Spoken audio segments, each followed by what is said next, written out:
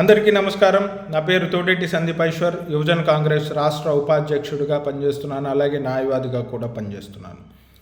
గత కొన్ని రోజుల క్రితం రాహుల్ గాంధీ గారు స్పష్టమైన ఆధారాలతో మీడియా సమావేశం పెట్టి 140 కోట్ల మంది భారతదేశ ప్రజలకు ఈ దేశంలో దొంగ ఓట్లు ఎలా ఉన్నాయి, ఓట్లు ఎలా దొంగలించబడ్డాయి, ఎలా అక్రమ మార్గంలో అధికారంలోకి వస్తున్నారో చాలా స్పష్టంగా తెలియజేశారు. కానీ ఎలక్షన్ కమిషన్ మాత్రం ఈ విషయాన్ని పక్కదోవ పట్టించే విధంగా డిక్లరేషన్ అడుగుతున్నారు. ఒక అసెంబ్లీలో 1,00,000కు పైగా ఓట్లు దొంగలించబడ్డాయని నిరూపిస్తున్న రాహుల్ గాంధీ గారికి మీరు సమాధానం ఇచ్చేది అది కాదు.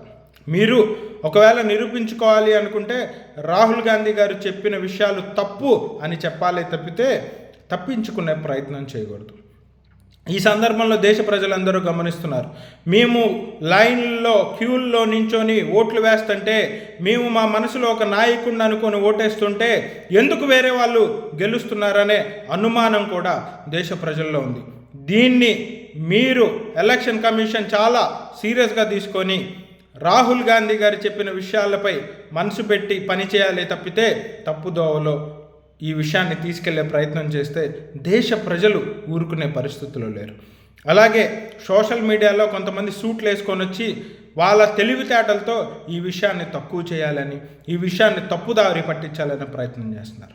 అలాగే కొంతమంది జర్నలిస్టులు అని చెప్పుకునే పేర్లు కలిగిన కసాయి లాంటి జర్నలిస్టులు ఈ విషయాన్ని చిన్నబుచ్చి అతను ఏ పార్టీకి అయితే ఫేవర్ చేయాలనుకుంటున్నాడో ఆ పార్టీకి ఇబ్బంది కలగకుండా ప్రయత్నం చేస్తున్నాడు. మీరు ఈ ప్రయత్నం చేస్తుంటేనే జనాల్లో అనుమానం వస్తుంది.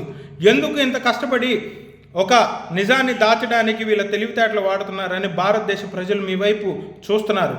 అయా సోషల్ మీడియాలో వచ్చే సమాచారం తప్పుడు సమాచారం, కొంతమంది ఎటువంటి ఆధారాలు లేకుండా జస్ట్ మెసేజ్ పంపిస్తున్నారు. అక్కడ ఇలా జరిగింది, అక్కడ 0 ఉంది, డోర్ నెంబరు ఇక్కడ 0 ఉందని నమ్మొద్దు.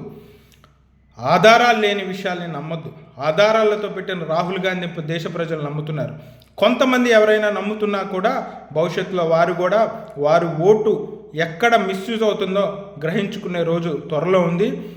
ఈ విషయంపై ఎలక్షన్ కమిషన్ స్పష్టమైన నిర్ణయం తీసుకొని రాహుల్ గాంధీ గారు చెప్పిన నిజాలను చూసి తప్పులు జరిగిన చోట సరిచేయాలి తప్పితే తప్పుదారిలో పక్కకెళ్దామని ప్రయత్నం చేసి దేశ ప్రజలు ఊరుకోరు అని చెప్తూ సెలవు తీసుకుంటున్నాను. ధన్యవాదాలు.